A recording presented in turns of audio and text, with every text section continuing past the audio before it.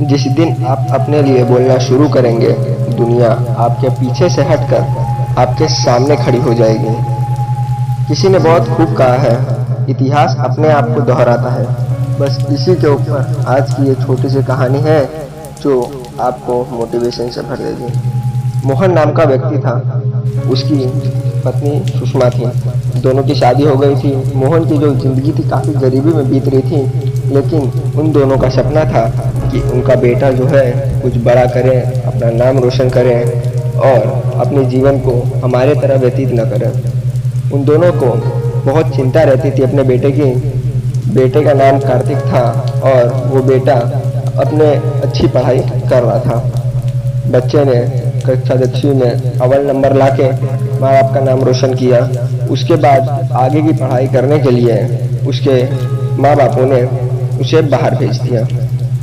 वो गया बाहर, दूसरे शहर में गया था, दूसरे देश में नहीं, दूसरे शहर में गया था वो।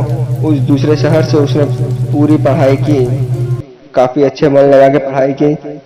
पढ़ाई करने के बाद माँ बाप को फ़ोन किया, पिताजी को बताया कि मेरी पढ़ाई पूरी हो गई है और जल्द ही मुझे नौकरी लगने वाली है।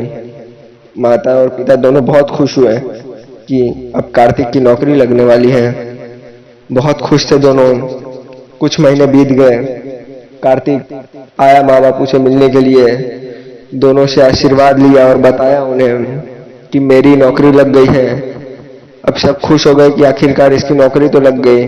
लेकिन फिर उसने बताया, कार्तिक ने, मेरी जो नौकरी लगी है ये हमारे भारत देश के बाहर दूसरे देश में लगी है। ये बात सुन के जो कार्तिक की माँ थी सुषमा, वो बहुत परेशान हो गई। वो उदास हो गई कि मेरा बेटा मुझे छोड़ के दूसरे देश जाने वाला है। मोहन भी काफी निराश हो गया था। वो उनका कहना था कि बेटा तुम बाहर देश में क्यों जा रहे हो काम करने, हमारे देश में भी बहुत नौकरियां मिलेंगी, तुम यही कर लो ना। लेकिन कार्तिक ने मना कर दिया। उसने बताया कि जितने पैसे मैं यहाँ 4-5 सालों में कमाऊंगा पिताजी, उतने पैसे मैं बाहर देश में 1 साल में कमा लूंगा। अब मोहन भी कुछ बोला नहीं। मोहन ने बोल दिया, ठीक है, तुम्हारा कब का ज्वाइनिंग है, तुम जा सकते हो। लेकिन सुषमा बहुत उदास थी। उसे ये बात अच्छी नहीं लग रही थी कि कार्तिक हमें छोड़ के दूसरे देश में जाए। लेकिन बेटे के भविष्य के चलते दोनों ने उसे मंजूरी दे दी। अब कार्तिक चला गया दूसरे देश काम करने के लिए। वहाँ वो काम कर रहा है, कभी कभार फ़ोन करता है। जब शुरुआत में वो गया था तो हर हफ्ते मम्मी और पापा से अपने बात करता था, फ़ोन करता था।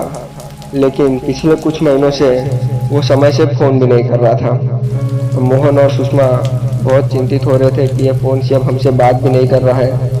एक दिन उन्होंने फ़ोन किया, मोहन ने फ़ोन किया कार्तिक को, तो कार्तिक ने बताया, पिताजी आजकल काम बहुत ज़्यादा है, इसलिए समय नहीं मिल पा रहा फ़ोन करने के लिए। अब उसके काम के बीच में मोहन ने कुछ नहीं बोला ठीक है, जब भी तुम्हें समय मिले तुम फ़ोन अवश्य करना। अब मोहन और सुषमा अकेले रहते थे उस घर में। उन्हें भी ऐसा लगता था कि काश उनका बेटा उनके साथ रहे, हम उनके साथ रहें। लेकिन वो कुछ बोल नहीं रहे थे अपने बेटे को। कुछ महीनों बाद कार्तिक का फ़ोन आया। मोहन और सुषमा बहुत खुश हुए कि कार्तिक का आज फ़ोन आया है। कार्तिक ने बताया कि मैं अभी थोड़ा फ्री हुआ हूँ काम से, लेकिन मैं मिलने नहीं आ पाऊँगा क्योंकि मैंने यहाँ एक लड़की को देखा है और जल्द ही हम दोनों शादी करने वाले हैं। अब ये बात सुन के मोहन और सुषमा को बहुत बड़ा झटका लगा और दोनों चौंक गए कि आखिर हमारा बेटा बाहर देश में शादी कर रहा है, हमसे ना परमिशन लिया ना कुछ। मोहन और सुषमा ने कुछ बोला नहीं। उसे बोला, ठीक है, जैसी तुम्हारी मर्जी, तुम्हारा लाइफ है, तुम कर सकते हो। कार्तिक ने शिवानी नाम की लड़की के साथ शादी कर ली। वो आया मम्मी पापा से मिलने के लिए, उन्हें बताया, शिवानी से मिलाया, लेकिन सब कुछ करके अगले ही पल जाने के लिए बोला कि मैं अब जाता हूँ। मोहन ने बहुत कोशिश की रुकने की, बोला कि हमारे साथ ही रहो, क्या करोगे दूसरे जगह जाके, क्यों जा रहे हो, हमारे साथ ही रहो, अब तो तुमने काफ़ी पैसे कमा लिए हैं। इतने में चल जाएगा और फिर अब तुम इधर ही काम करो। लेकिन कार्तिक ने एक बात नहीं सुनी और वो शिवानी को लेके चला गया दूसरे देश रहने के लिए। इस बात से दोनों अकेलापन में रहते थे, बहुत चिंतित हो गए थे। वो सोच रहे थे काश कार्तिक और शिवानी दोनों हमारे साथ रहते हैं, हम उनके साथ रहते तो अच्छा होता था। लेकिन वो दोनों ने एक बात नहीं सुनी और चले गए। कुछ महीनों बाद मोहन और सुषमा दोनों की मृत्यु हो गई। जो कार्तिक के चाचा थे उन्होंने उसको फोन करके बताया, लेकिन फ्लाइट की एक भी टिकट नहीं मिल रही थी, इसलिए कार्तिक समय पे नहीं आ पाया। मोहन के जो चाचा थे उसने पूरी कार्यक्रम किया उनके मृत्यु के बाद का, और अगले दिन जब कार्तिक आया तो उसने केवल एक अपना जो काम था बस वो किया। अब वो दोनों निराश थे कि माता और पिता की मृत्यु हो चुकी है। फिर वो अपने चले गए जहाँ काम करते थे, दूसरे देश में चले गए। वहाँ जाने के बाद जो उनका एक लड़का हुआ रोहित, अब रोहित को उन्होंने पढ़ाया लिखाया दूसरे देश से ही। उसने अच्छा पढ़ाई किया। वो पूछता था कि दादा कहाँ रहते थे, दादी कहाँ रहती थी, तो लोग बताते थे रोहित को कि जो तुम्हारे दादा दादी थे मोहन और सुषमा, वो सब इंडिया में रहते थे, भारत में रहते थे, और हम इधर नौकरी की तलाश में आए थे और हम यहाँ रहते हैं। सब बातें होती थी।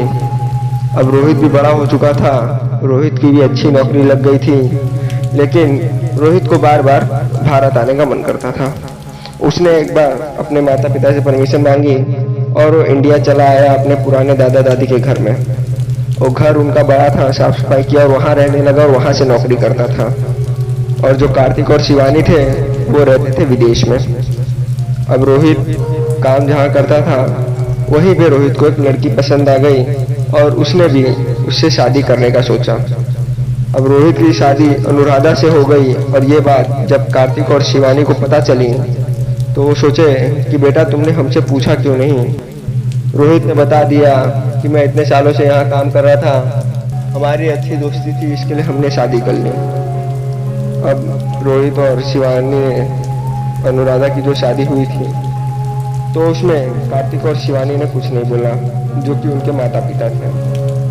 अब कार्तिक और शिवानी दोनों चाह रहे थे कि रोहित वापस यहाँ आ जाए, हमारे साथ रहे, लेकिन वो ऐसा नहीं कर रहा था। वो उसका कहना था कि मैं यहाँ रहूँगा और आप वहाँ रहिए, मैं साथ में नहीं रहना चाहता हूँ। इसने सीधा मना कर दिया था। इस बात से शिवानी बहुत दुखी हुई थी कि मेरा बेटा मुझे मना कर रहा है साथ में रहने के लिए। लेकिन कार्तिक को वो दिन याद आ गई कि जब उसके माता पिता मोहन और सुषमा भी चाहते थे कि हमारा बेटा हमारे साथ रहे, लेकिन हमने ऐसा नहीं किया था, तो उन्हें भी इतना बुरा लगता होगा जितना आज हमें बुरा लग रहा है। हमें भी वैसा करना चाहिए था कि हम अपने माता पिता के साथ रहें, तो आज हमारा बेटा भी हमारे साथ रहता। हमने जैसा किया वही लौट कर हमारे पास आया है। उसे बहुत अफसोस हुआ अपनी इस बात पे कार्तिक को, लेकिन अब वो कर भी क्या सकता था। तो कहने का तात्पर्य यह है, और ये कहानी का एक छोटा सा अंश यह निकलता है कि इतिहास अपने आप को दोहराता है। आप जैसे कर्म करते हैं, जितने अच्छे कर्म करते हैं, आपके पास ही लौट कर आएंगे। आपके अच्छे कर्म आपके पास ही रह जाएंगे, लेकिन जो आपके बुरे कर्म रहेंगे वो लौट कर आपके पास ही आते हैं। उम्मीद करता हूँ आपको कहानी अच्छी लगी होगी। ऐसी और भी मोटिवेशनल वीडियो देखने के लिए चैनल को सब्सक्राइब करें, लाइक करें और वीडियो को शेयर करें।